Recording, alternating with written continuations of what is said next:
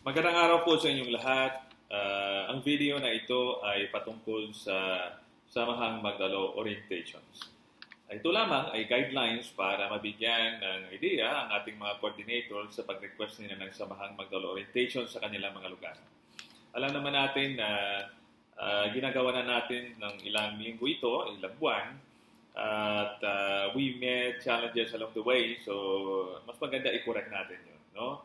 So, una, nagpapasalamat ako sa mga coordinators na nagsikap na magkaroon ng orientation sa kanilang lugar at naging successful naman. Ako'y natutuwa. No? At in the future ay mas maganda na ma-address yung mga challenges na sinabi ko. No? So, una, yung proposed date and time.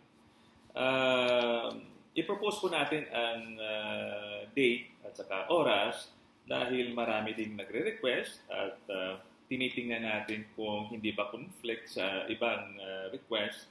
So, mas mainam na i-signify kaagad ang intention ng request na magpa-orient. No? Usually, umabot ng 1 to 1.5 hours ang orientation. Pangalawa, yung proposed venue. Mas maganda kung madaling makita sa Google Map, no?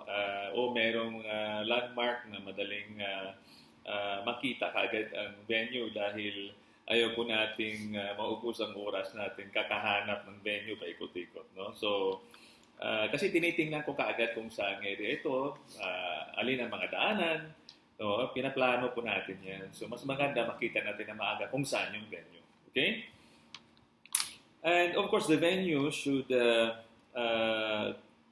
accommodate ng mga target audience natin. So kung meron tayong nirequest na 50, tingnan natin yung venue kung kasya ba dahil alam mo napaka-importante yung convenience ng mga audience dahil it affects their attention sa pakikinig sa ating orientation.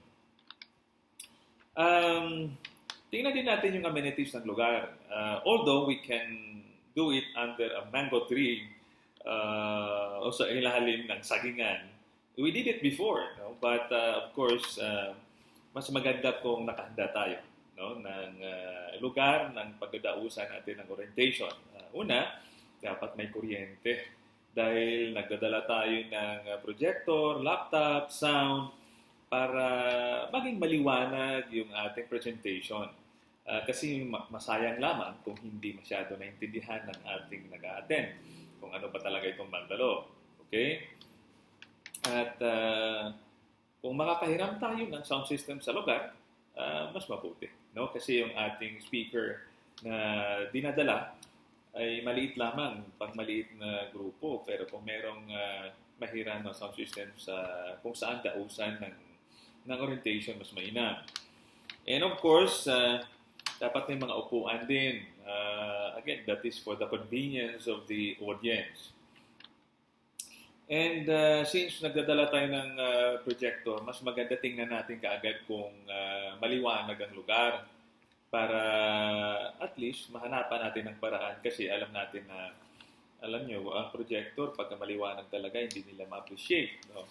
So tingnan isang factor yan na tingnan natin. So ang next ay target audience or attendees, no?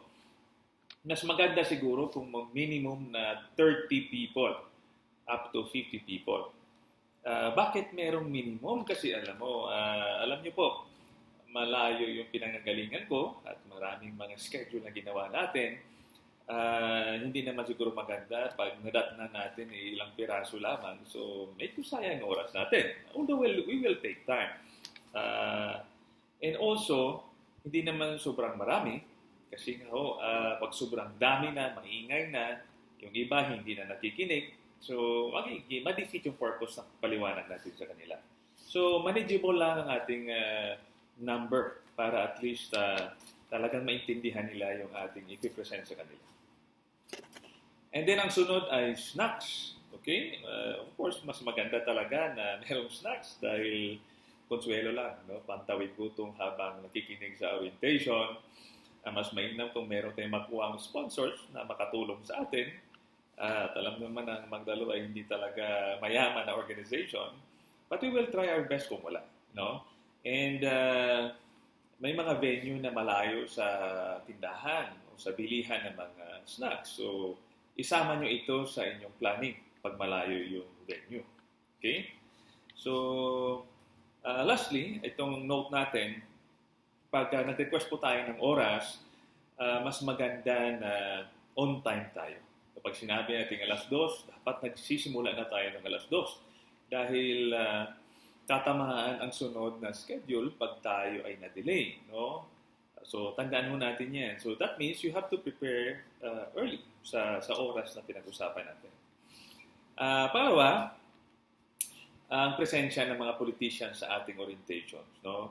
Although, hindi naman natin pinipigilan ang mga politiko na mag-attend, pero mas maganda kung ang mga tao lamang, mga audience ang makapag-attend para talagang makapaliwanag tayo sa kanila na walang halo na politika kasi alam mo natin, ang mga kapatid nating Pilipino, meron kaagad ng perception ng politika pag mayroong mga politiko ang nag-a-attend at masira kaagad yung ating intention na ipaliwanag sa kanila precisely kung ano ang hindi natin gusto sa tradisyonal na pamumulitika. Pag nakita yung politiko, tingin nila ay may bibigay na pera. Hindi yun ang intention natin. However, pag gusto nilang mag-attend, ang gagawin natin ay papasalitain natin ng maaga para pag meron pa silang ibang schedules ay hindi na sila matali sa ating orientation. But if they want to attend and listen sa ating orientation, mas okay din naman. No? Kasi alam natin na meron talagang well-meaning at saka gustong sumali sa ating organisasyon, mas mainam. Okay? And of course, tandaan po natin na itong ating ginagawa ay hindi lamang ito tuwing elections. So, it just so happen na bumalik ako bilang first nominee ng Mandalo Party List. Kaya kailangan na i-reorganize natin ang natulog nating organisasyon. Na humihingi ako ng paumanhin sa ating mga miyembro, leaders na hindi ho natin na-communicate for so many years. May mga dahilan kung bakit. Pero this time around, gusto kong ma-structure. No? So we will re-structure the Samahang Mandalo in such a way na madali ang communications natin. And I hope na sa ginagawa natin ito ay biyayaan at bindisyonan tayo ng buong may kapal. So, sa inyong lahat, mabuhay po kayo and good luck po sa ating lahat. Thank you very much.